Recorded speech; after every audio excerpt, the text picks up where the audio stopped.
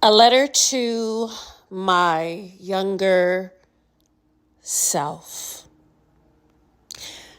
I've been traveling for the last 3 weeks, so it's really been a rich time spent with people who are the most precious to me.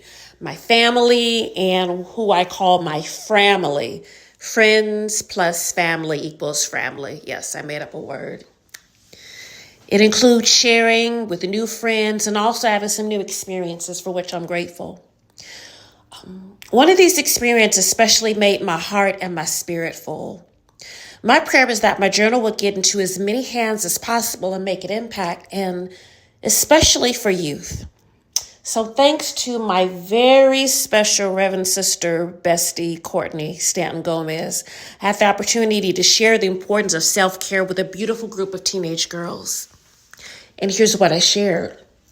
When I opened up with them, I told them, I shared a letter to my younger self with advice that I hope she never forgets. I wanted to write a letter to the younger Sheila. You know, the one that was 15, 16, 17, 18. I would write about the lessons I've learned and the experiences I've seen. But since that's something I'm technically not able to do, I wanted to know would you allow me to read my letter to you? And thankfully, they all agreed. Dear younger self, I want you to be grateful for the certain adults in your life whom you perceive as being tough and pushing you through. Because years later, I promise you will realize that the push came because of the greatness they saw in you. Focus on your talents, gifts, and being your authentic, unique self. Don't waste precious time comparing yourself to someone else. I want you to pour into your passions, connect with community. I want you to travel. I want you to explore. I want you to do your best to be your best for whatever life has in store. Don't let perfectionism paralyze you from bringing into reality the plans that come your way. Because I promise you, a flawed plan that is carried out is better than frozen perfectionism any day. But advice I really don't want you to forget is the formula for your life should be work, rest, and reset.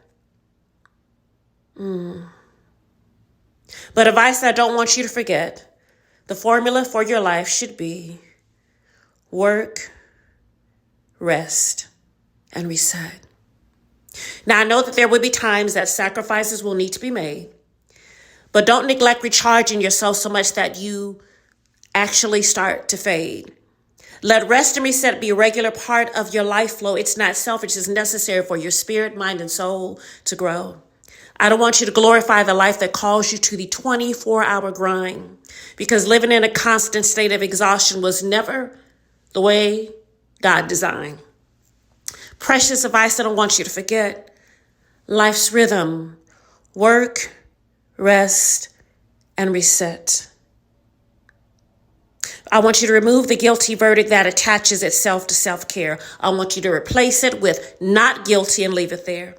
I want you to take care of your temple where your spirit and soul and body dwell. I'm writing this to my younger self, but this is also a message that the adult self of me still needs as well. Let the formula of life be work, rest, reset. Include self-care as a part of the regular rhythm of your life, and you will find that your life will be fruitful when you take care of your spirit, your body, and your mind. Sincerely, Sheila. I want to close with a quote from Howard Thurman. Howard Thurman said, "It is good to make an end of movement, to come to a point of rest, a place of pause. There is strange magic in activity in keeping at it, but it is a deadly magic. One is not wise to trust it with too much confidence.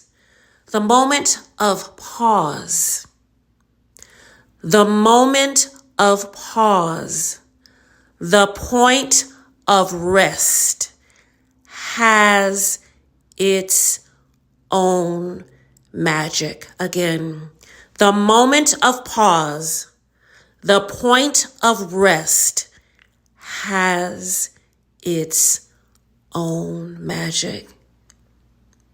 Here's advice I don't want you to forget.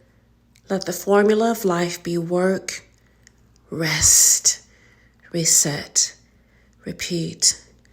Work, rest, reset, repeat. Peace and blessings. And if you're listening to this, can you put in the comments, or even if you decide to post on social media and tag me, what advice would you give to your younger self? What advice would you give to your younger self? Peace and blessings.